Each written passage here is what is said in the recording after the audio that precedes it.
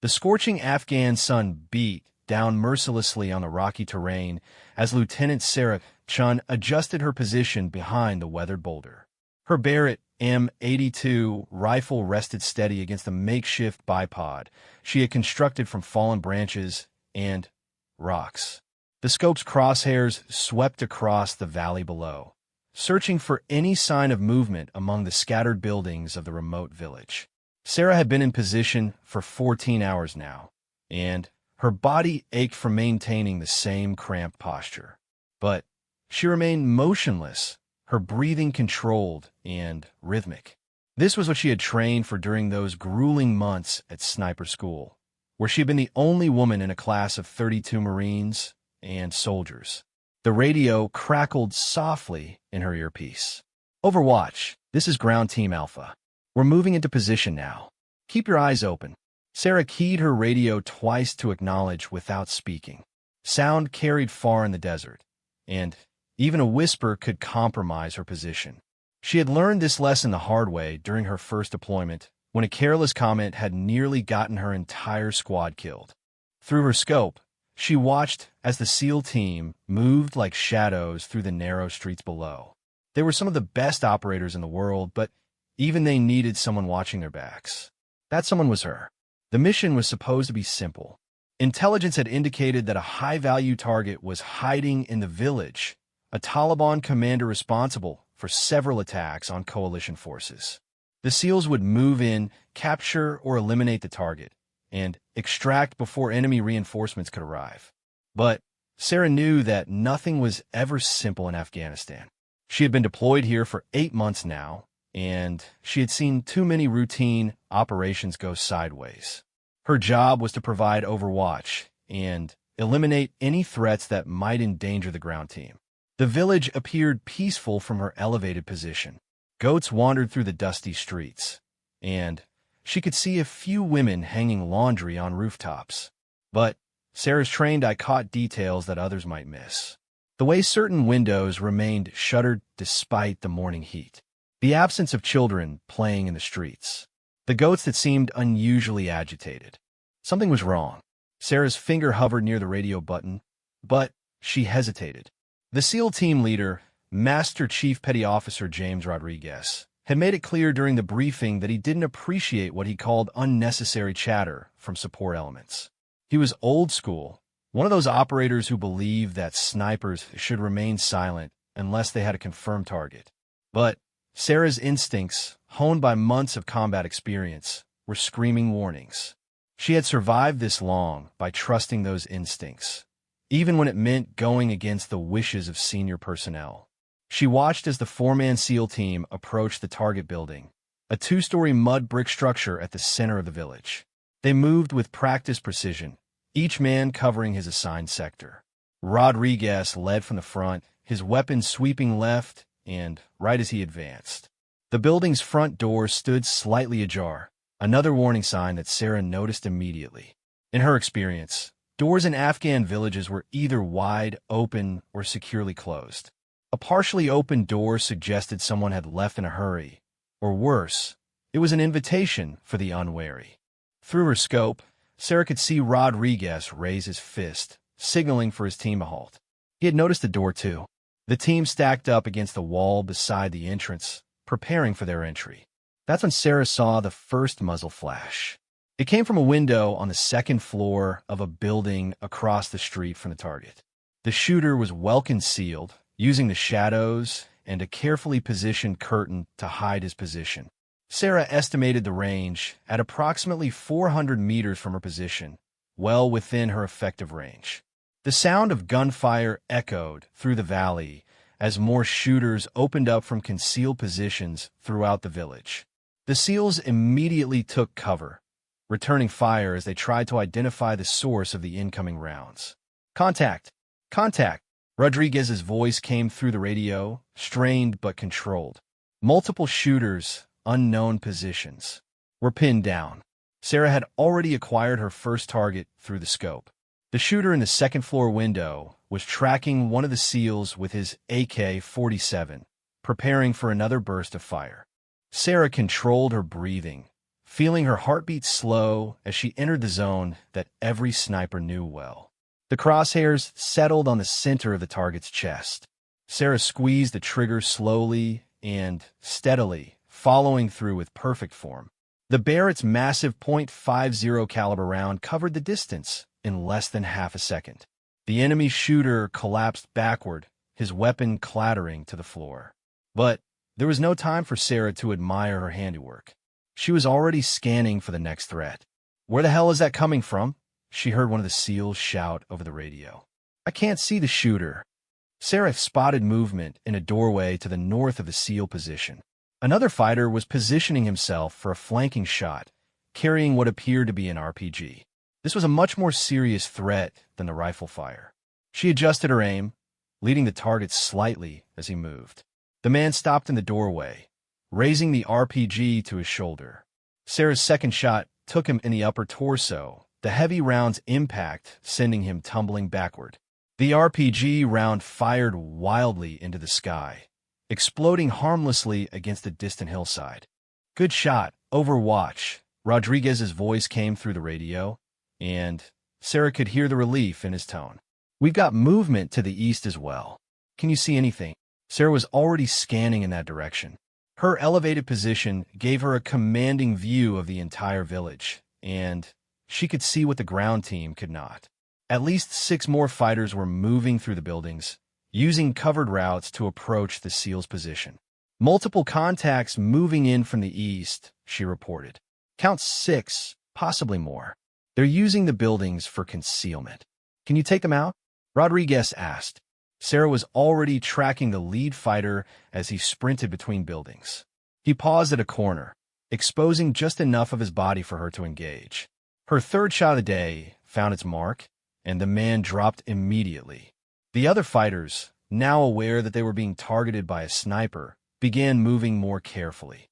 But Sarah had the advantage of position and optics. She could see them clearly through her high-powered scope, while they had no idea where she was located. One by one, she began eliminating the threats. Each shot was carefully considered, each target prioritized based on the immediate danger they posed to the ground team. A fighter with a machine gun took precedence over one with a rifle. Someone carrying grenades was more dangerous than someone with just small arms. "Jesus Christ," she heard one of the SEALs mutter over the radio. "Where's this fire coming from? It's like having guardian angels." Master Chief Rodriguez was more practical in his assessment. "Overwatch, you're doing outstanding work up there. Keep it up." But Sarah was beginning to face a problem. The remaining enemy fighters had figured out that they were being engaged by a sniper, and they were adapting their tactics. Instead of exposing themselves in the open, they were using smoke grenades and staying within the buildings. She could hear Rodriguez coordinating with his team over the radio. "We need to move before they get organized. Overwatch, can you provide covering fire while we advance to the target building?" Sarah keyed her radio. "Affirmative. I have your back." The SEALs began their advance, moving in short rushes from cover to cover. Sarah watched their progress through her scope, ready to engage any threat that appeared. Her ammunition was running low after the engagement, but she still had enough for a few more critical shots. As the team reached the target building, Sarah saw a new threat emerging from a building to the south. 3 fighters were setting up what looked like a heavy machine gun on a rooftop. If they got that weapon operational, it would pin down the SEALs indefinitely. The range was longer than her previous shots, nearly 600 meters, and the targets were partially concealed behind a low wall. Sarah would have to thread the needle, putting her bullet through a narrow gap to reach the gunner. She took her time with this shot, accounting for wind drift and bullet drop at the extended range. The crosshairs settled on the visible portion of the gunner's torso, and Sarah gently pressed the trigger. The shot was perfect. The gunner slumped forward over his weapon, and the other 2 fighters immediately abandoned their position, dragging their wounded comrade with them. "Outstanding shooting, Overwatch," Rodriguez reported. "We're entering the building now." Sarah continued her vigilant watch as the SEAL team disappeared into the target building. Her sector of responsibility had grown quiet, but she knew that enemy reinforcements could arrive at any moment. Intelligence reports suggested that there was a substantial Taliban presence in the area, and the sound of gunfire would draw them like moths to a flame. Minutes passed in tense silence. Sarah's radio remained quiet except for the occasional tactical transmission from inside the building. The SEALs were conducting their search methodically, clearing each room and looking for their target. Then Rodriguez's voice came through the radio, and Sarah could hear the frustration in his tone. "Overwatch, the building is clear, but our target is not here. Looks like he left in a hurry, probably when he heard us coming." Sarah wasn't surprised. The partially open door and the organized ambush suggested that the Taliban had been warned of the SEALs' approach. Someone had tipped them off, either through careless operational security or through deliberate betrayal. "We're coming out," Rodriguez continued. "Be ready to cover our withdrawal." Sarah adjusted her position slightly, preparing for the team's exit. She knew that the enemy would try to hit them as they left the building when they would be most exposed. Her instincts proved correct. As the first SEAL emerged from the building, gunfire erupted from multiple positions throughout the village. The enemy had used the time during the building's search to reposition and prepare for this moment.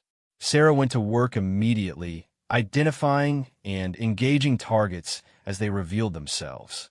A sniper on a distant rooftop, a fighter with an AK-47 firing from behind car, another shooter positioned in a second-story window. Her ammunition was running critically low now, and she had to make every shot count. The Barrett held 10 rounds in its magazine, and she had started the mission with only 3 magazines. 27 rounds for what had turned into a much larger engagement than anticipated. "We're taking heavy fire," Rodriguez reported. "Need immediate extraction." Sarah could see the extraction helicopter approaching from the east, a UH-60 Black Hawk flying low and fast. But the landing zone was still hot, with enemy fighters positioned to engage the aircraft as it landed. She prioritized targets that could threaten the helicopter. A fighter with an RPG launcher was her primary concern, followed by anyone with a heavy machine gun or other crew-served weapon. Her remaining bullets had to count. The helicopter flared for landing in a cloud of dust and debris. The door gunners opened up with their M240 machine guns, suppressing enemy positions while the SEALs sprinted toward the aircraft. Sarah watched through her scope as Rodriguez and his team reached the helicopter and climbed aboard. The aircraft immediately lifted off, banking sharply to avoid ground fire as it gained altitude. "Overwatch, this is Ground Team Alpha." Rodriguez's voice came through the radio as the helicopter pulled away. "We're clear of the LZ. Thanks for the outstanding support up there." Sarah allowed herself a small smile as she began breaking down her position.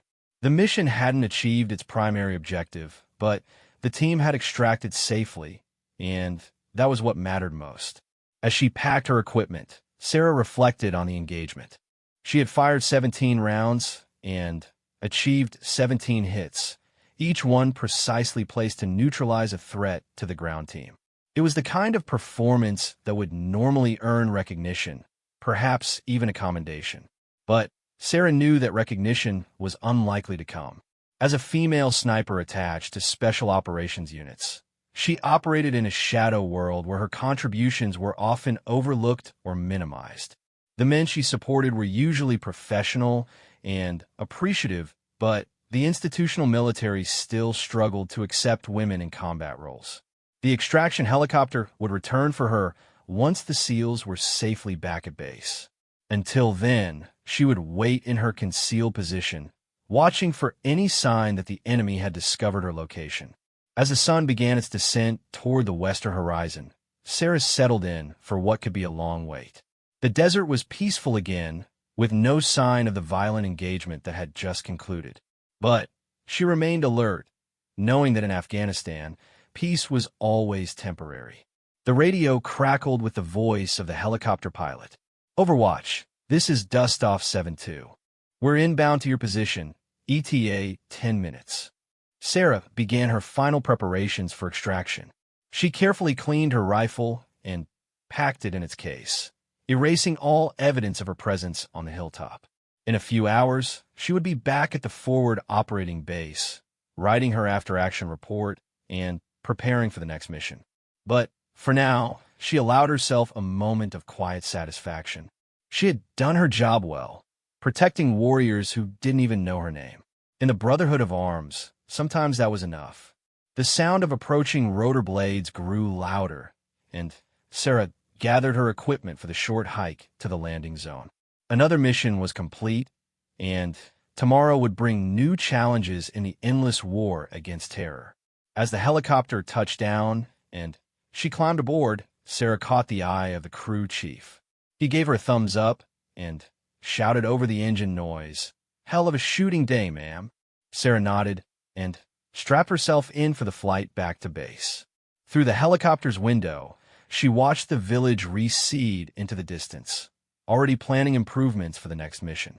There was always a next mission in Afghanistan, and she would be ready when it came. The war was far from over, but today had been a good day. The good guys had gone home, and that was all that mattered in the end. Tomorrow would bring new challenges, new threats, and new opportunities to prove herself in a world that still questioned whether women belonged on the front lines of combat. But Sarah Chun was exactly where she wanted to be, serving her country and protecting her fellow warriors one perfectly placed shot at a time. The desert sun set behind them as the helicopter carried her home, and she was already thinking about the next time she would hear those words echoing across a battlefield. "Where's the shooter?" 3 weeks after the village engagement, Sarah found herself lying in a different kind of hell. The mountainous terrain of eastern Afghanistan presented challenges that the desert never could. Sharp rocks cut through her gear, and the altitude made every breath a conscious effort. But the real challenge was the cold that seeped through her clothing despite the warming layers she wore. The mission brief had been straightforward enough. Intelligence had located a Taliban safe house in a remote mountain village where several high-value targets were reportedly meeting. This time, there would be no advance warning, no opportunity for the enemy to escape. The strike would come in the dead of night when the targets were most vulnerable. Sarah's position was even more isolated than usual. She lay nearly a kilometer away from the target building, positioned on a rocky outcrop that provided an unobstructed view of the entire valley. The extreme range would test her skills to their limit, but it was the only position that offered both concealment and a clear field of fire. The SEAL team for this mission was different from the last one. Master Chief Rodriguez had been rotated home, replaced by a younger operator named Chief Petty Officer Michael Thompson. Thompson had a reputation for being thorough and professional, but he was also known for being skeptical of support elements that he hadn't personally worked with before. During the mission briefing, Thompson had made his concerns clear. "I don't care what happened on your last operation," he had told Sarah bluntly. "This is a new team with new objectives. You follow my orders exactly, and you don't take any shots unless I specifically call for them. Is that understood?" Sarah had simply nodded and replied, "Understood, Chief." But privately, she wondered how Thompson would react when the bullets started flying. In combat, rigid plans often became meaningless, and adaptability was more valuable than blind obedience. The insertion had gone smoothly. The helicopter had dropped her at a landing zone 5 kilometers from her final position, and she had made the approach on foot during the early evening hours. The climb to her overwatch position had been brutal, but she had arrived with time to spare before the SEALs began their movement. Now, as midnight approached, Sarah watched the target building through her night vision scope. The structure was larger than the previous target, a sprawling compound surrounded by a low stone wall. Intelligence suggested that up to 15 enemy fighters might be present, including several foreign advisors from Pakistan and Chechnya. The thermal imaging attachment on her scope revealed heat signatures moving within the building. At least a dozen people were inside, far more than the intelligence estimate had suggested. Sarah keyed her radio to report the discrepancy. "Ground Team Bravo, this is Overwatch. I'm counting 12 to 15 heat signatures in the target building, significantly higher than brief numbers." Thompson's response was curt. "Overwatch, Maintain radio silence unless you have immediate threats to report. We're aware of the increased numbers. Sarah frowned, but acknowledged the transmission with 2 clicks of her radio. Something about Thompson's response bothered her. How could they be aware of increased numbers when the intelligence had been finalized just hours before the mission began? The SEAL team began their approach at 0130 hours. Sarah tracked their movement through her night vision equipment, watching as the 4-man team moved like ghosts through the rocky terrain. They were good, she had to admit. Even knowing where to look, she sometimes lost sight of them as they used the natural terrain to mask their approach. The village was completely dark except for a few scattered oil lamps burning in windows. But Sarah's thermal imaging revealed that the night was far from peaceful. Guards were positioned around the compound, and she could see at least 3 sentries patrolling the perimeter. As the SEALs drew closer to their target, Sarah began identifying potential threats. The guards were well-positioned and alert, suggesting a higher level of training than the average Taliban fighter. These were professionals, possibly foreign advisors or specially trained cadre. The first guard was positioned near the compound's main gate, sheltered behind a low wall that provided cover from ground level, but left him exposed to Sarah's elevated position.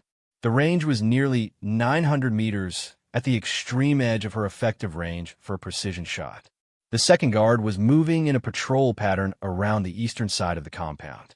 He carried an AK-47 and what appeared to be a radio, making him a priority target if the operation went loud. The third guard was barely visible on the roof of the main building, positioned to watch the approaches from the west. Sarah plotted each guard's position and movement pattern, preparing for the moment when she might need to engage them. But Thompson had been clear about his rules of engagement. She was to remain silent unless specifically called upon. The SEAL team reached the compound wall without being detected. Thompson's hand signals coordinated his team as they prepared to breach the entrance. Sarah watched through her scope as they placed explosive charges on the gate and prepared for their assault. That's when everything went wrong. The explosion that opened the gate was the signal for a devastating ambush. Gunfire erupted from concealed positions throughout the compound as enemy fighters poured out of buildings and took cover behind walls and vehicles. The SEALs were caught in a kill box, with enemies firing from multiple directions. Contact! Contact! Thompson's voice came over the radio, strained with the stress of combat. Heavy resistance were pinned down at the main gate. Sarah could see the entire battle developing through her scope. The intelligence had been wrong in more ways than one. This wasn't a safe house with a few high-value targets. It was a fortified position with a substantial garrison, and the SEALs had walked into a carefully prepared trap. Enemy fighters were moving to flank the SEAL position, using covered routes that would allow them to attack from multiple angles. Sarah could see at least 20 fighters, far more than anyone had anticipated. The 4-man SEAL team was outnumbered 5-1. A fighter with an RPG was climbing to a position on the roof of a nearby building. From there, he would have a clear shot at the pinned-down SEALs. Sarah centered her crosshairs on his chest and prepared to fire. Overwatch, what's your status? Thompson's voice crackled through the radio. I have multiple targets in sight, Sarah responded. Request permission to engage. Negative. Hold your fire unless I give specific authorization. We're trying to break contact and withdraw. Sarah watched in horror as the RPG gunner reached his position and began aiming at the SEALs. In seconds, he would fire a round that could kill or wound multiple team members. Her finger hovered over the trigger as she waited for permission that might never come. The gunner steadied his weapon and prepared to fire. Sarah made a decision that would haunt the rest of her military career. She ignored Thompson's order and took the shot. The .50 caliber round struck the RPG gunner's center mass, sending him tumbling backward off the roof. The rocket-propelled grenade fired wildly into the air, exploding harmlessly against a distant mountainside. God damn it, Overwatch. Thompson's voice was furious. I said hold your fire. But Sarah was already engaging her next target. A machine gunner was setting up his weapon in a position that would enfilade the SEAL team's retreat route. She put a round through his chest before he could get his gun operational. More enemy fighters were appearing from buildings throughout the compound. Sarah began systematically eliminating threats, prioritizing targets based on the immediate danger they posed to the ground team. A sniper on a rooftop, a fighter with grenades moving to flank the SEALs, another machine gun crew setting up in a second-story window. Each shot was taken at extreme range, requiring her to account for wind drift, bullet drop, and the movement of her targets. But Sarah was in the zone now, operating at the peak of her abilities. Shot after shot found its mark, disrupting the enemy's coordinated assault on the SEAL position. "Where the hell is that sniper fire coming from?" she heard one of the SEALs ask over the radio. "It's our overwatch," Thompson replied grudgingly. "She's disobeying direct orders, but she's keeping us alive." Sarah continued her methodical destruction of the enemy force.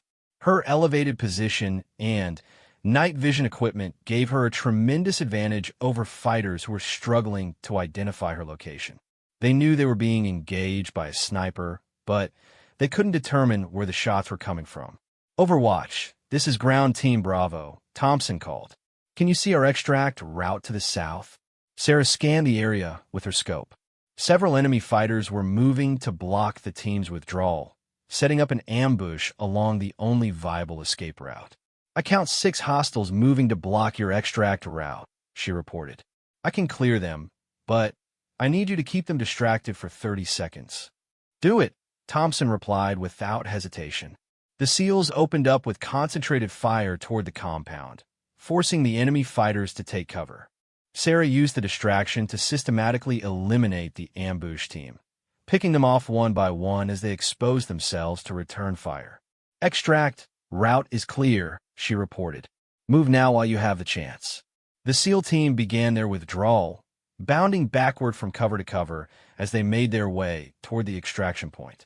Sarah provided continuous overwatch, engaging any enemy fighter who tried to pursue or cut off their retreat. But her ammunition situation was becoming critical. She had started the mission with only 2 magazines for the Barrett, and she was down to her last few rounds.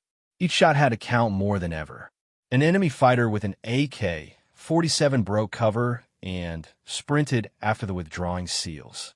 Sarah tracked him through her scope, leading his movement as he ran between the rocky outcroppings. Her bullet caught him in mid-stride, sending him tumbling into the rocks. That was her last round. Sarah began breaking down her position immediately, knowing that her muzzle flashes had finally been spotted by some of the enemy fighters. She could see them moving in her direction, trying to locate and eliminate the sniper who had devastated their ambush. The extraction helicopter was inbound, but it would take several minutes to reach the landing zone. Sarah would have to evade enemy forces with only her sidearm and whatever tactical skills she could muster. She abandoned her heavy Barrett rifle, taking only her M4 carbine and essential equipment as she began moving toward the extraction point. The rocky terrain provided good concealment, but it also slowed her movement as she picked her way carefully through the darkness. Behind her, she could hear enemy fighters shouting in Pashto and Arabic as they searched for her position. Flashlight beams swept across the rocky landscape, and she could hear the distinctive sound of AK-47s as the fighters fired at shadows and suspicious shapes. Sarah reached a small ravine that provided concealment and began moving more quickly toward the extraction point. The helicopter's rotor blades were becoming audible in the distance, growing louder as the aircraft approached. "Overwatch, this is Dustoff 6-1. The pilot's voice came through a radio. "We're 2 minutes out from your position. Pop smoke when you're ready for pickup." Sarah reached in her gear and pulled out a purple smoke grenade. She would wait until the last possible moment to deploy it, giving the enemy fighters as little time as possible to identify her location. The helicopter appeared over the ridgeline, flying low and fast toward the designated landing zone. Sarah activated the smoke grenade and tossed it into the clearing where the aircraft would land. Purple smoke billowed up into the night air, clearly marking her position for the helicopter crew, but also revealing her location to any enemy fighters in the area. Sarah sprinted toward the landing zone as the aircraft flared for touchdown. Gunfire erupted from the darkness behind her as enemy fighters spotted the smoke and began shooting at the helicopter. The door gunners returned fire with their M240 machine guns, suppressing the threats while Sarah ran the last 50 meters to the aircraft. She dove through the helicopter's open door just as the pilot pulled collective and lifted off. Bullets spanked against the aircraft's armored floor as they gained altitude and speed, leaving the enemy fighters behind in the darkness. "Are you hit?" The crew chief shouted over the engine noise, checking Sarah for wounds. Sarah shook her head, breathing heavily from the sprint to the landing zone. "I'm good. Thanks for the pickup." The helicopter banked toward the south, heading for the forward operating base where the SEAL team was already waiting. Through the aircraft's window, Sarah could see muzzle flashes still flickering in the village below as the enemy fighters fired futilely at the departing aircraft. "Hell of a night," the crew chief commented, offering Sarah a bottle of water. "The ground team was full of praise for your shooting. Said you saved their lives up there." Sarah accepted the water gratefully, but said nothing. She knew that her decision to disobey Thompson's orders would have consequences. In the military, following orders was paramount, even when those orders might result in friendly casualties. But she also knew that 4 SEALs were alive because of her actions. Sometimes, doing the right thing meant accepting the consequences of disobeying the wrong orders. The rest of the flight passed in silence as Sarah reflected on the night's events. The mission had been a disaster in terms of its original objectives.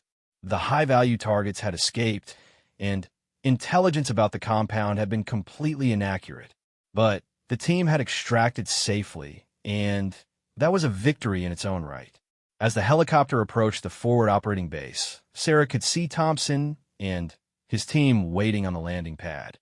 Their body language suggested that they were debriefing with senior officers, probably explaining how their routine operation had turned into a major firefight.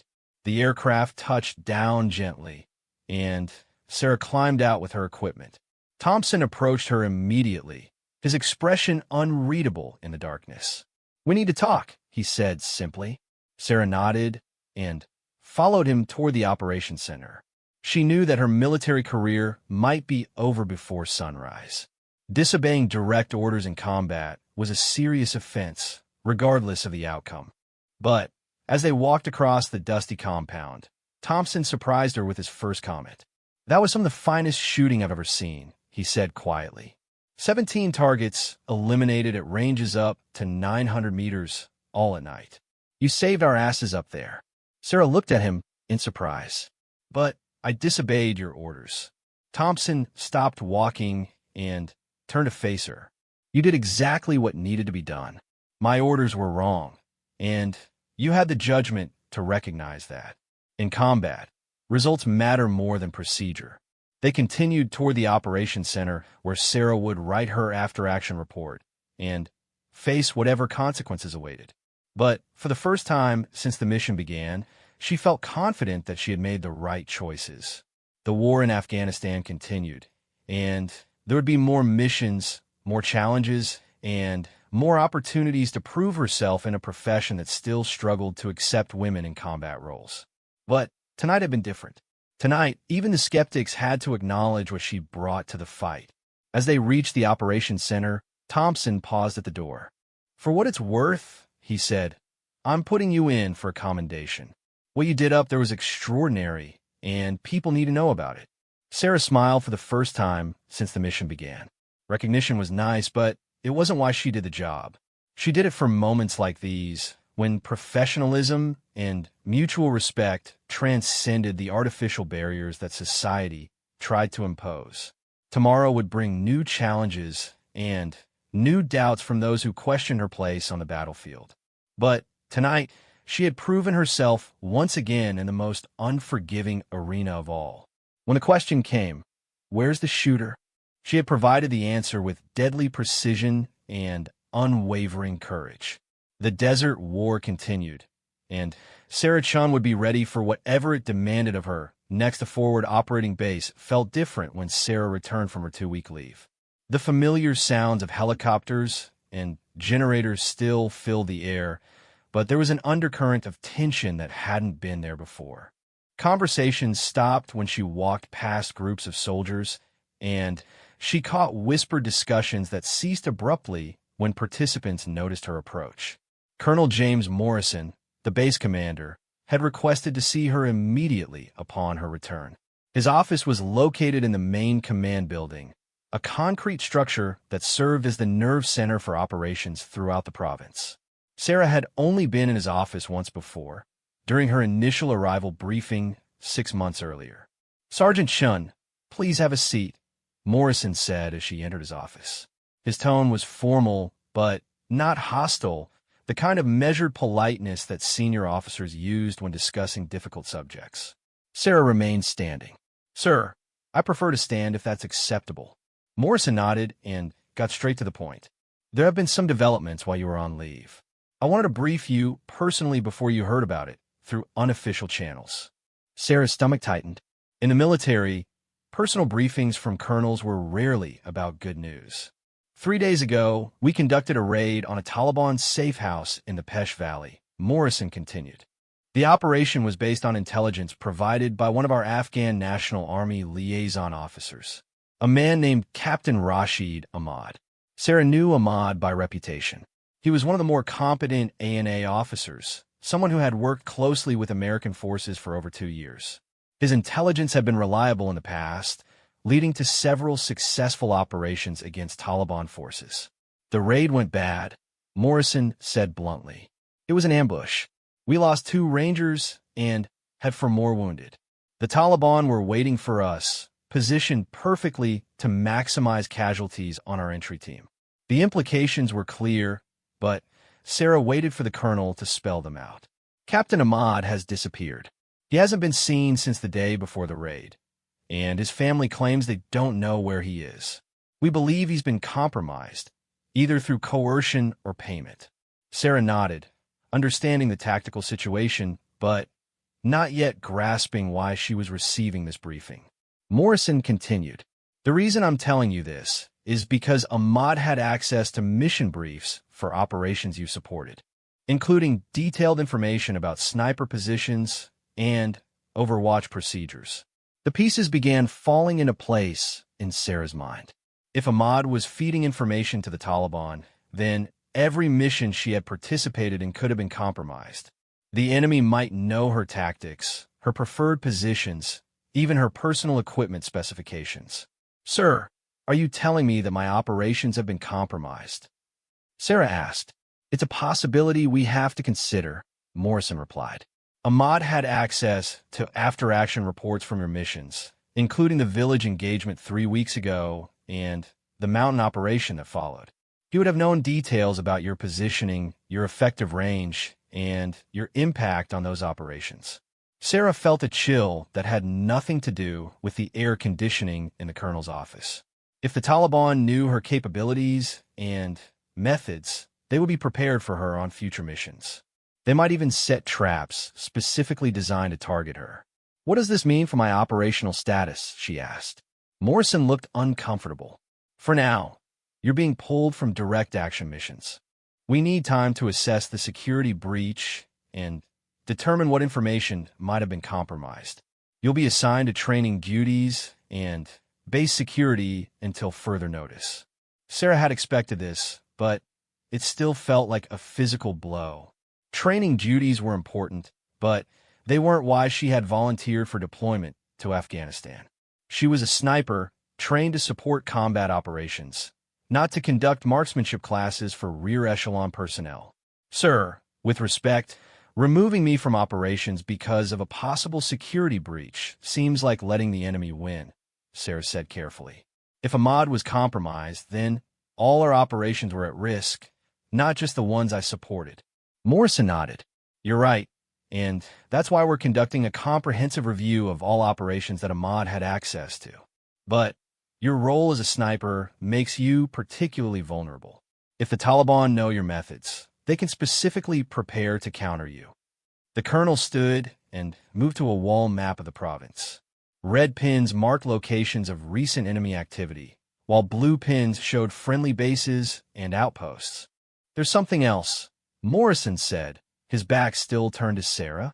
"Intelligence suggests that the Taliban are specifically targeting female coalition personnel. They consider women in combat roles to be particularly valuable propaganda targets."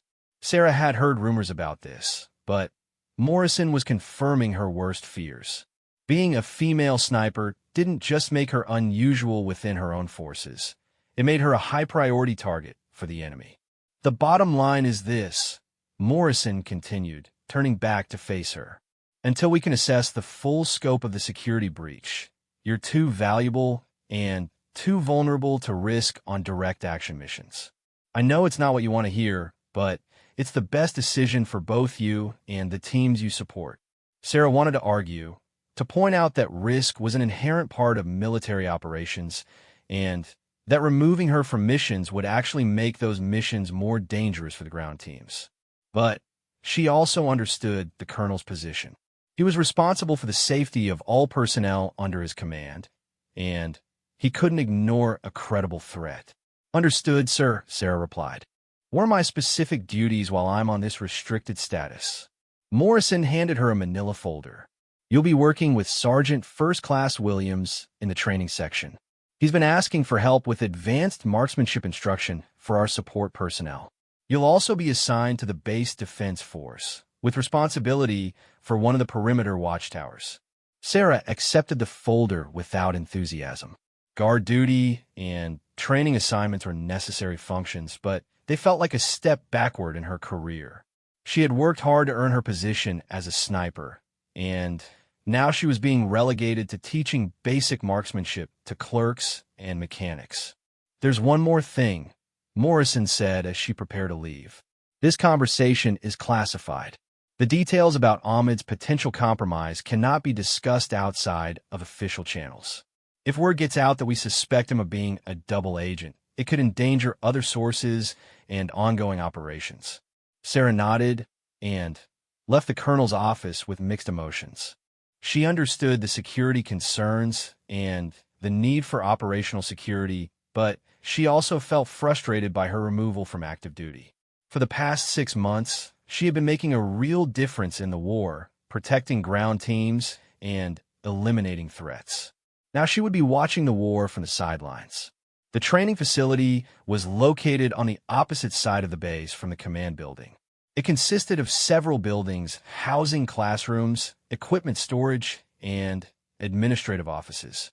Sergeant First Class Williams was waiting for her in the main office, a stack of training schedules spread across his desk. Williams was an experienced infantry NCO who had been assigned to training duties after being wounded in an IED attack 6 months earlier. He walked with a slight limp, a reminder of the shrapnel that had ended his combat deployment, but his knowledge of tactics and weapons was encyclopedic. "Sergeant Chun, good to have you aboard," Williams said as she entered his office. "I've been looking forward to working with someone with your background. We got a lot of people here who need to improve their shooting skills." Sarah spent the rest of the day reviewing training schedules and familiarizing herself with the facilities. The marksmanship range was adequate but basic, designed for qualification shoots rather than advanced training. The equipment was older but well-maintained, and there was enough ammunition allocated for meaningful instruction. Her first students would be a mixed group of support personnel, mechanics, communication specialists, and administrative staff. These soldiers rarely left the base, but everyone needed to be proficient with their assigned weapons in case the base came under attack. The irony wasn't lost on Sarah. She had gone from eliminating enemy fighters at ranges exceeding 800 meters to teaching support personnel how to hit targets at 50 meters. But she reminded herself that all training was valuable, and these soldiers deserved the best instruction she could provide. Over the next few days, Sarah settled into her new routine. She spent mornings conducting marksmanship classes and afternoons pulling guard duty in Tower 7, one of the elevated positions that provided overwatch for the base's northern perimeter. The guard duty was mind-numbingly boring.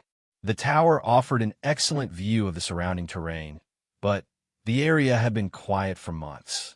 The Taliban rarely conducted direct attacks on fortified positions like the forward operating base, preferring to engage coalition forces during movement operations or at remote outposts. Sarah used the quiet hours to maintain her own skills, practicing with a spotting scope to identify targets at extended ranges.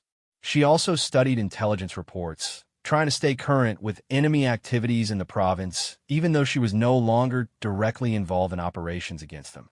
It was during one of these guard shifts that she first noticed the unusual activity. A convoy of Afghan National Army vehicles had arrived at the base that morning, ostensibly to deliver supplies and coordinate joint operations.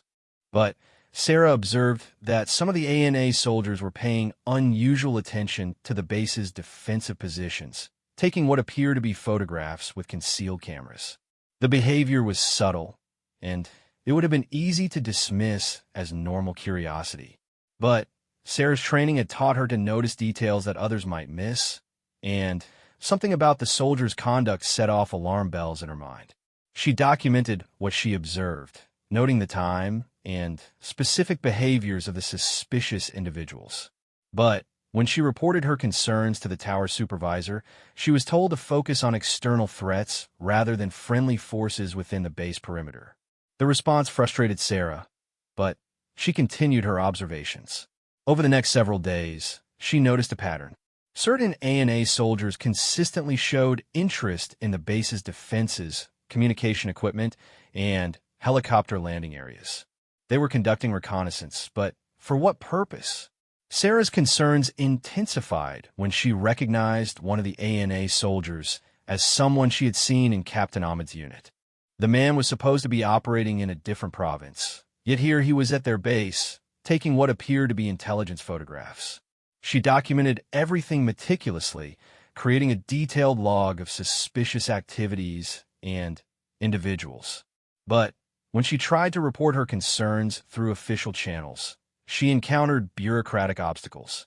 Her restricted operational status meant that her intelligence reports were given lower priority, and her concerns about the ANA soldiers were dismissed as paranoia. The breakthrough came during her 4th week of guard duty.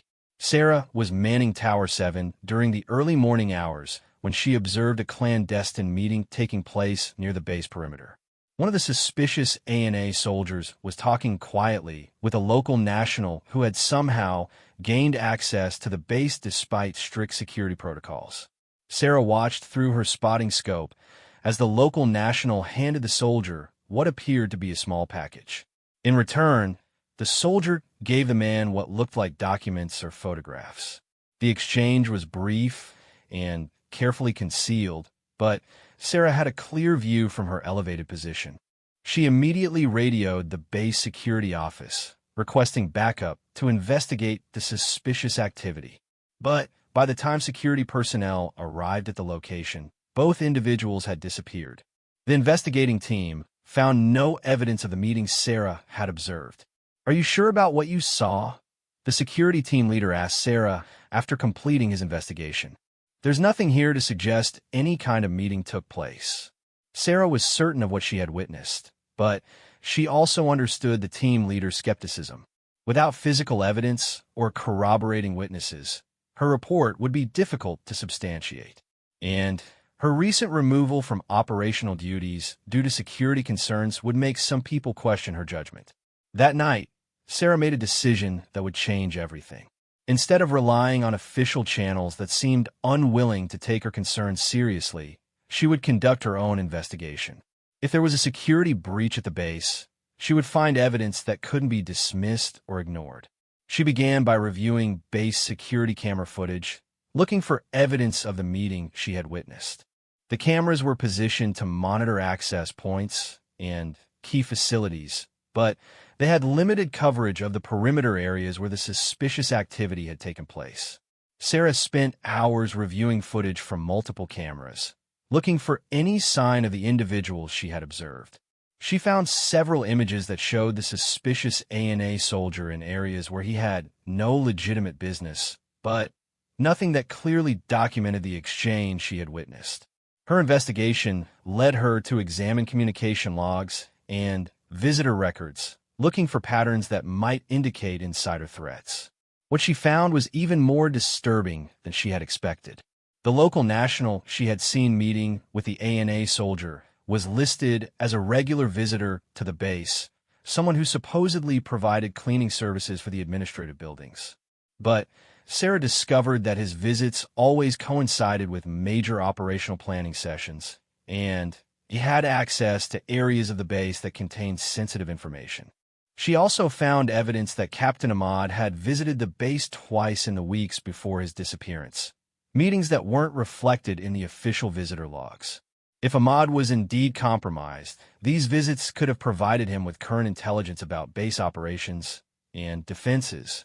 Sarah compiled her findings into a comprehensive report, documenting the suspicious activities and possible security breaches she had uncovered. But she knew that presenting this information through normal channels would likely result in it being buried or dismissed. Instead, she decided to take her concerns directly to Colonel Morrison.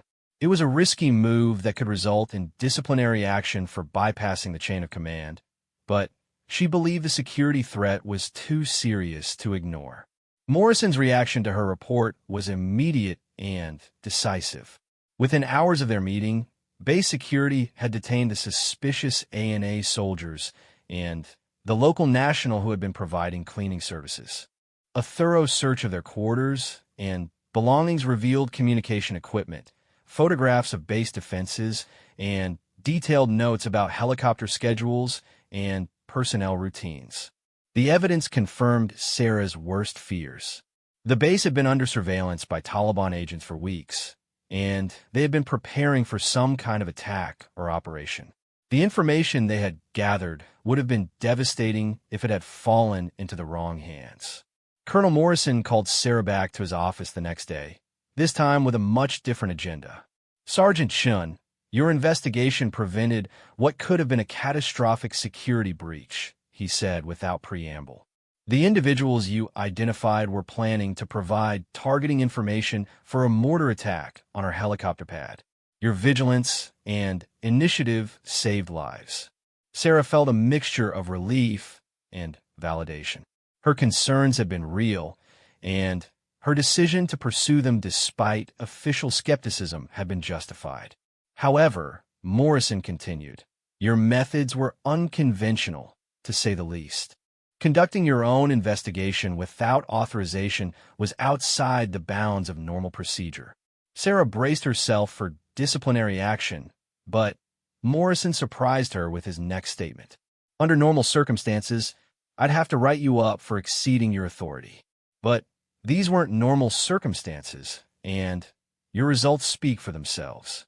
Instead, I'm recommending you for a commendation and immediate return to operational status." The news was better than Sarah had dared to hope.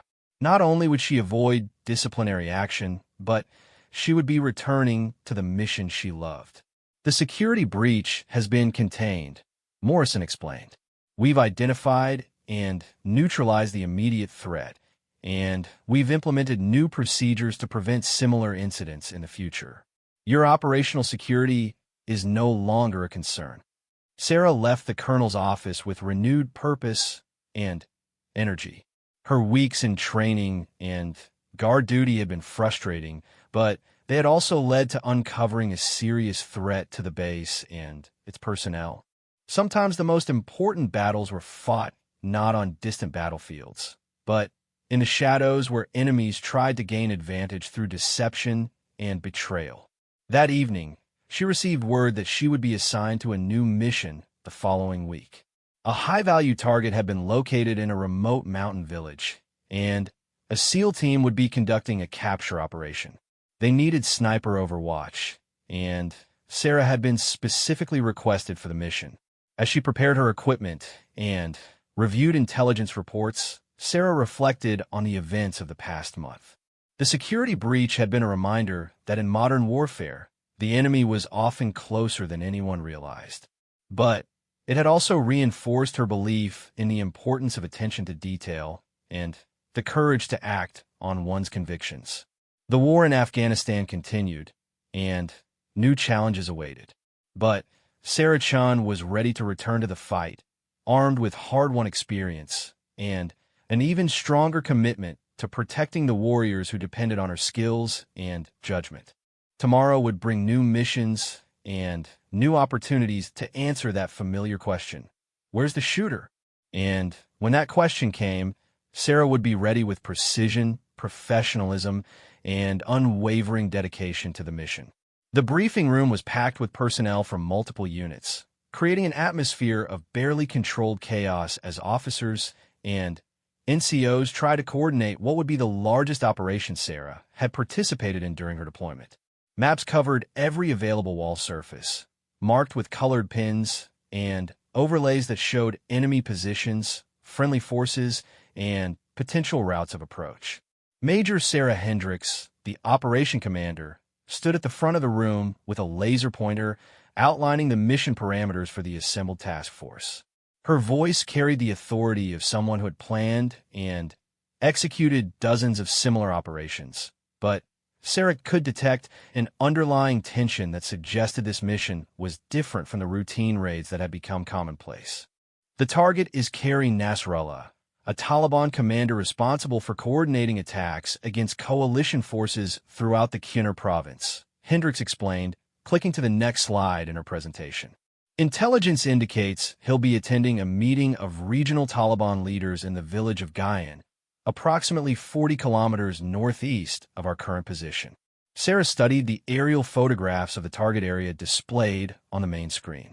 Gyan was a remote mountain village accessible only by narrow trails that wound through steep terrain. The village itself consisted of perhaps 20 buildings clustered around a central mosque, surrounded by terraced fields carved into the mountainside. The challenge, Hendricks continued, is that Nasrallah rarely stays in one location for more than a few hours. This meeting represents our best opportunity to capture or eliminate him before he disappears back into the tribal areas where we can't pursue him. The major clicked to a detailed topographical map showing the village and surrounding terrain. The operation will consist of 3 phases. Phase 1 involves inserting 2 SEAL teams at separate locations to establish containment around the village. Phase 2 is the actual assault on the target building. Phase 3 is extraction and exfiltration of all friendly forces. Sarah raised her hand. Ma'am, what's the timeline for the operation? The meeting is scheduled to begin at 1,400 hours tomorrow, Hendricks replied. We'll insert the containment teams at 1,200 hours and begin the assault at 1,430 hours, giving the SEALs time to get into position before the targets arrive. One of the SEAL team leaders spoke up. What about sniper overwatch? The terrain around that village offers some excellent elevated positions. Hendricks nodded and gestured towards Sarah. Sergeant Chun will provide overwatch from a position on the ridgeline approximately 800 meters north of the village. Her position will allow her to cover both the assault team and the containment teams if they encounter resistance. Sarah examined the proposed sniper position on the map. It was well chosen, offering excellent fields of fire and multiple escape routes if she needed to relocate. But the range to some parts of the village would exceed 1,000 meters, pushing the limits of even her considerable skills. Ma'am, I noticed that the maximum range to some target areas will be over 1,000 meters, Sarah said. At that distance, environmental factors become much more significant. Wind, temperature, and humidity can all affect bullet trajectory. Hendricks acknowledged the concern with a nod. Understood. If targets are beyond your effective range, priority goes to protecting the assault teams. We'd rather let some enemies escape than risk friendly fire incidents. The briefing continued for another hour, covering everything from helicopter insertion routes to emergency extraction procedures. Sarah took detailed notes, paying particular attention to the timing and positioning of the various team elements. In complex operations like this, coordination was critical to preventing fratricide and ensuring mission success. After the briefing, Sarah spent several hours studying recent weather reports and atmospheric conditions for the target area. Wind patterns in mountain regions were notoriously unpredictable, and she would need to account for multiple variables when calculating her shots. She also reviewed intelligence reports about enemy strength in the village. The estimates suggested that Nasrallah would be accompanied by a security detail of 8 to 12 fighters, plus whatever local Taliban might be present for the meeting. The total enemy force could range from 15 to 30 individuals, a significant number for the assault teams to handle. That evening, Sarah conducted a detailed inspection of her equipment. Her Barrett M82 rifle had been completely overhauled by the base armorer, and she had requisitioned match-grade ammunition for the mission. Every piece of equipment was checked and rechecked from her spotting scope to her communication gear. She also spent time reviewing ballistic tables for the specific ammunition she would be using. At extreme ranges, even small variations in bullet weight or powder charge could result in significant changes in point of impact. The difference between a hit and a miss at 1,000 meters might be measured in fractions of a grain of gunpowder. The insertion flight departed the forward operating base at 0800 hours the following morning.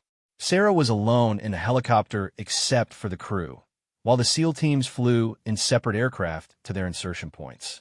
The flight path took them through mountain valleys that offered concealment from enemy observers while providing access to the target area. The helicopter crew chief pointed out landmarks as they approached Sarah's insertion point. "That ridgeline to the north is your objective," he shouted over the engine noise. "We'll drop you about 2 clicks away, and you'll have to hike in from there." Sarah acknowledged with a thumbs up and began her final preparations. The helicopter would not wait for her. Once she was on the ground, she would be on her own until the extraction aircraft arrived at the designated pickup point. The aircraft flared for landing in a small clearing surrounded by pine trees. Sarah grabbed her equipment and jumped out, immediately moving away from the landing zone as the helicopter departed. The sound of rotor blades faded quickly, leaving her alone in the mountain wilderness. The hike to her overwatch position took 90 minutes through terrain that challenged even her excellent physical conditioning. The altitude was nearly 8,000 feet above sea level, and the thin air made every step an effort. But Sarah maintained a steady pace, knowing that she needed to be in position well before the SEAL teams began their assault. She reached the designated position with 30 minutes to spare before the operation began. The location was everything she had hoped for. Excellent concealment among the rocks and vegetation, multiple fields of fire covering the entire village, and several escape routes if she needed to relocate quickly. Sarah set up her shooting position carefully, using natural features to create a stable platform for her rifle. She tested her radio communications with the various team elements and received confirmation that all units were in position and ready to begin the operation. Through her spotting scope, she could see the village spread out below her. The central mosque was clearly visible, along with the building where intelligence suggested the Taliban meeting would take place. Several vehicles had arrived during the past hour, including a pickup truck with a mounted machine gun that posed a potential threat to the assault teams. "All stations, this is command." Major Hendrick's voice came through Sarah's radio. "We have confirmation that our primary target has arrived in the village. All teams stand by to execute on my command." Sarah adjusted her scope settings and began calculating firing solutions for various target areas throughout the village. Wind conditions were variable, with gusts that could affect bullet trajectory at the extreme ranges she might need to engage. "Execute, execute, execute," Hendricks commanded. The SEAL teams began their movement immediately, approaching the village from multiple directions in a coordinated assault. Sarah watched their progress through her scope, ready to provide covering fire if they encountered resistance. The first sign of enemy activity came from the building with a mounted machine gun. A Taliban fighter climbed into the truck bed and began swiveling the weapon toward the approaching SEAL team. The range was nearly 900 meters, requiring Sarah to account for significant bullet drop and wind drift. She settled the crosshairs on the gunner's chest and began her breathing cycle. The wind was gusting from left to right at approximately 10 miles per hour, requiring her to aim slightly into the wind to compensate for drift. The shot broke clean, and Sarah watched through her scope as the bullet found its target. The gunner slumped forward over his weapon, eliminating the machine gun threat to the assault team. "Good shot, Overwatch," one of the SEAL team leaders reported. "That gun could have pinned us down indefinitely." More enemy fighters began appearing throughout the village as the Taliban realized they were under attack. Sarah systematically engaged targets that posed the greatest threat to the ground teams, prioritizing anyone with crew-served weapons or explosives. A fighter with an RPG appeared on a rooftop to the east of the main target building. The range was over 1,000 meters, at the extreme edge of Sarah's effective range.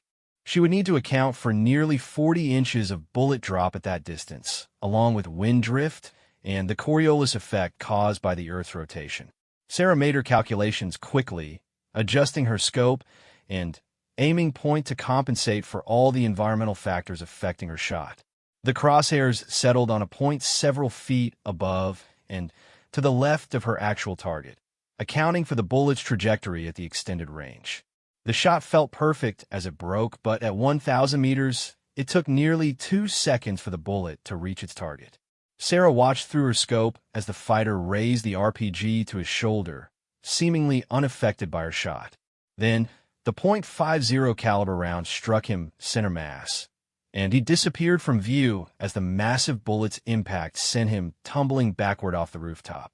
The RPG fired wildly into the air, exploding harmlessly against a distant hillside.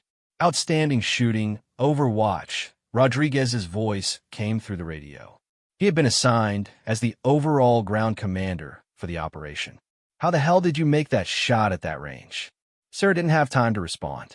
More threats were appearing as the Taliban attempted to organize a defense of the village. She engaged a sniper who was trying to target the SEALs from a second-story window, then shifted to eliminate a fighter who was attempting to flank one of the containment teams. The assault on the main target building was progressing smoothly when everything suddenly went wrong. Intelligence reports had been incorrect about the number of enemy fighters in the village. Instead of the 15 to 30 opponents they had expected, the SEALs were facing a force of nearly 60 Taliban fighters who had been attending the meeting.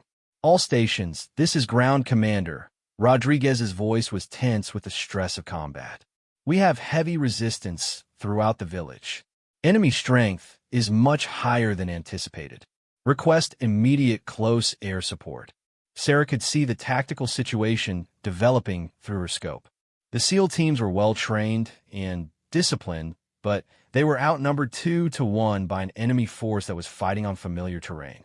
The Taliban had turned the village into a fortress, using buildings and walls to create interlocking fields of fire. "Air support is 20 minutes out," Hendricks replied. "All teams need to hold position until the jets arrive." 20 minutes was an eternity in combat, especially when ammunition was running low and the enemy was attempting to encircle the friendly forces. Sarah realized that her role had suddenly become much more critical than anyone had anticipated. She began engaging targets with methodical precision, prioritizing threats in order of danger to the ground teams. A fighter with a machine gun took precedence over someone with a rifle. Anyone carrying grenades or explosives was eliminated immediately. But her ammunition was running critically low. She had started the mission with 40 rounds of .50 caliber ammunition, and she was down to her last magazine. Each shot had to count more than ever. "Ground Commander, this is Overwatch," Sarah called on the radio. "I'm running low on ammunition. I could support for maybe 10 more minutes, then I'll be down on my M4. Rodriguez's response was immediate. "Understood, Overwatch. Prioritize crew-served weapons and anyone with explosives. We can handle individual riflemen." A new threat appeared as Sarah watched through her scope. A group of Taliban fighters was attempting to position a mortar behind one of the buildings, where it would be protected from ground-level fire, but able to rain down shells on the SEAL positions. The mortar crew consisted of 3 men, and they were moving their weapon into position with practiced efficiency. Once operational, the mortar would be devastating against the clustered SEAL teams who had limited mobility due to the enemy fire. Sarah had 6 rounds left in her magazine. The range to the mortar position was approximately 800 meters, a challenging but manageable shot under normal circumstances. But the targets were partially concealed behind a low wall, and she would have only brief opportunities to engage them as they exposed themselves to operate their weapon. She waited patiently, watching as the mortar crew continued their setup. The gunner knelt behind the weapon, adjusting its elevation while his assistant prepared the first round for firing. The third man served as a lookout, scanning for threats while the others worked. Sarah's first shot took the gunner as he leaned forward to sight the mortar. Her second shot eliminated the assistant as he reached for another round. The third fighter attempted to flee, but Sarah's final shot caught him before he could reach cover. The mortar threat was neutralized, but Sarah was now down to her M4 carbine and its much more limited range. At her distance from the village, the carbine was ineffective against most targets, leaving the ground teams without their long-range overwatch. All stations, this is air support. A new voice came through the radio. We have 2 F-16s inbound to your position, armed with precision-guided munitions. Can someone talk us on targets? Rodriguez immediately responded. Air support, this is ground commander. We need immediate strikes on enemy positions throughout the village. Our overwatch is out of long-range ammunition. Sarah watched as the fighter aircraft appeared over the village, circling at high altitude while the pilots coordinated with the ground teams. Within minutes, the sound of explosions echoed across the mountains as precision bombs eliminated the remaining Taliban strongpoints. The tide of battle shifted dramatically with the arrival of close air support. Enemy resistance collapsed as the surviving Taliban fighters fled into the surrounding mountains, abandoning their weapons and equipment in their haste to escape. All stations, this is Ground Commander, Rodriguez announced. Village is secure.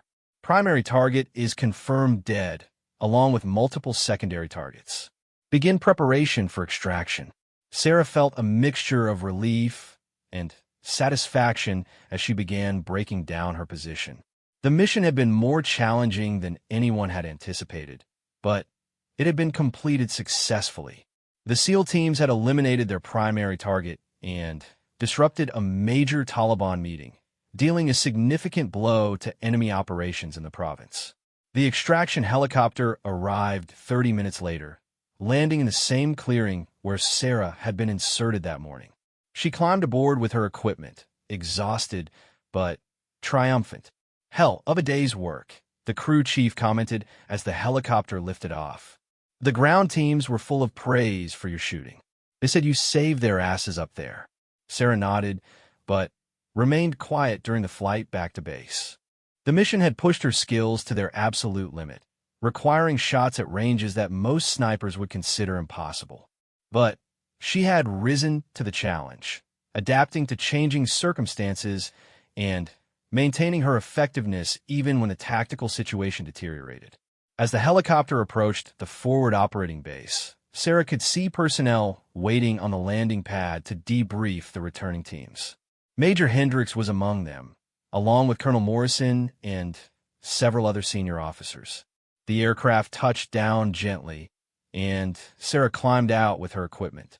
Hendricks approached her immediately, her expression reflecting both relief and admiration. Sergeant Chun, that was extraordinary shooting today, Hendricks said. The ground teams reported that you eliminated threats at ranges exceeding 1,000 meters. That's sniper work of the highest caliber. Sarah smiled, tired but genuine. Thank you, ma'am. Just doing my job. But privately, she knew that today had been special.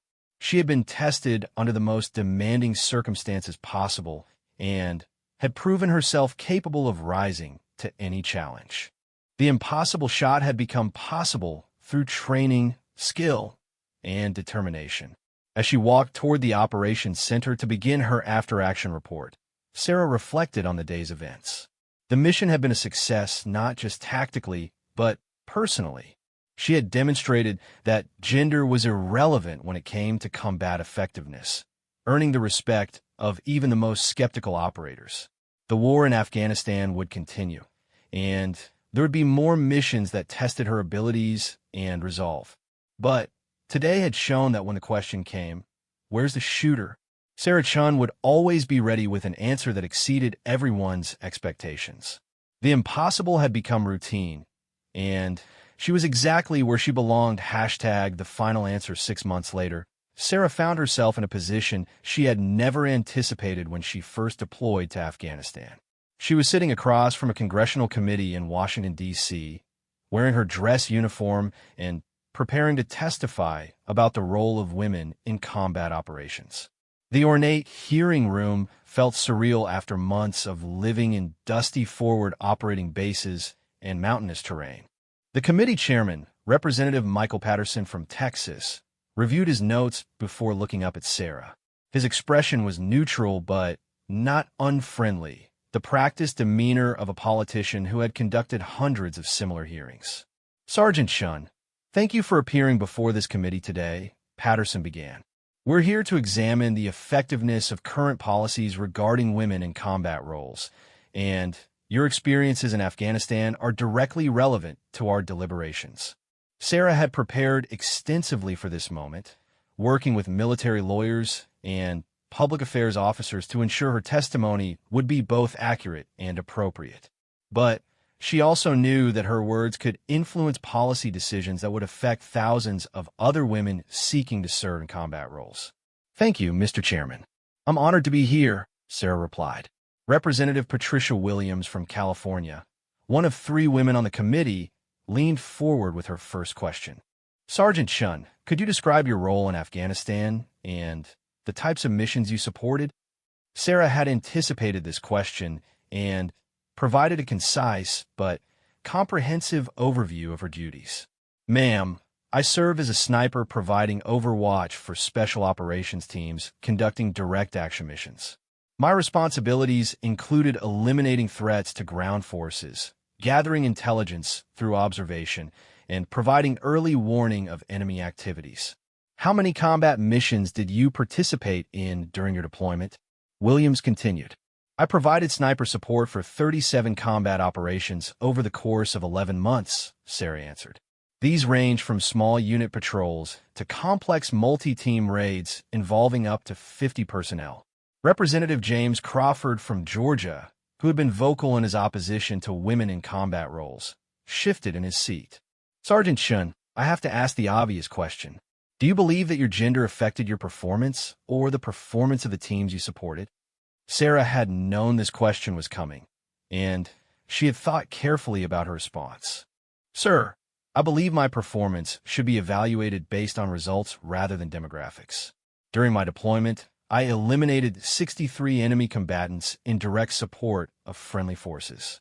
0 friendly personnel were lost during operations where I provided overwatch support. The statistics were impressive, but Crawford pressed further.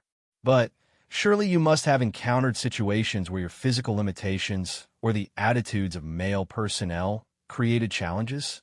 Sarah considered her response carefully. "Sir, every soldier has limitations, regardless of gender. The key is to maximize strengths while minimizing weaknesses. My smaller size allowed me to take positions that might not accommodate larger personnel. My attention to detail and patience served me well in long-duration observation missions." Representative Williams nodded approvingly.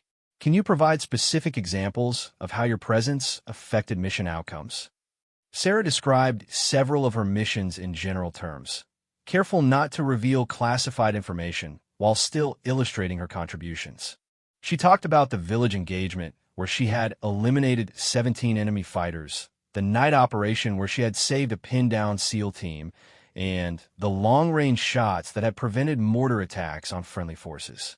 In each case, Sarah concluded, my value to the team was determined by my ability to accomplish the mission, not by my gender. The men I served with judged me based on my performance and professionalism. Representative David Kim from Washington State asked about the challenges she had faced. Were there instances where you encountered discrimination or harassment because of your gender? Sarah chose her words carefully. Sir, I've encountered some initial skepticism from personnel who hadn't worked with female snipers before. But in every case, that skepticism was overcome through demonstrated competence and professionalism. The military is a merit-based organization, and results speak louder than preconceptions. Chairman Patterson looked up from his notes. Sergeant Chun, this committee has heard testimony from some who argue that the presence of women in combat units creates unnecessary complications and distractions. How would you respond to those concerns? Sarah had anticipated this question and had prepared what she believed was her most important answer of the day. Mr. Chairman, during my deployment, I worked alongside some of the most professional and dedicated soldiers in the world. These men were focused on mission accomplishment and bringing everyone home safely. Gender was irrelevant compared to those priorities. She paused before continuing. I believe the concerns about complications and distractions are based on assumptions rather than evidence. My experience suggests that properly trained and led personnel can integrate effectively regardless of gender. Representative Crawford wasn't satisfied with that answer. But surely you can't deny that there are inherent physical differences between men and women that affect combat effectiveness. Sarah nodded. You're correct that there are physical differences, sir. But combat effectiveness depends on much more than raw physical strength. Marksmanship, tactical thinking, situational awareness, and emotional stability under pressure are equally important, and these qualities aren't determined by gender. Williams leaned forward with another question. How did the special operations personnel you supported react to working with a female sniper? Sarah smiled slightly. Ma'am, after my first mission, the most common reaction was to request me specifically for their operations. Master Chief Rodriguez, who was initially skeptical of my capabilities, later recommended me for a Bronze Star Medal. Chief Thompson wrote in his evaluation that I was the most effective sniper support he had worked with in 15 years of special operations. The hearing continued for another hour, with representatives asking detailed questions about training standards, physical requirements, and integration policies. Sarah answered each question thoughtfully, drawing on her experiences while remaining professional and factual. Representative Patterson asked the final question of the day. Sergeant Chun, if you could make one recommendation to this committee regarding the future of women in combat roles, what would it be? Sarah had thought about this moment throughout her entire deployment. Mr. Chairman, I would recommend that personnel be evaluated based on their ability to meet objective standards rather than their gender. If someone can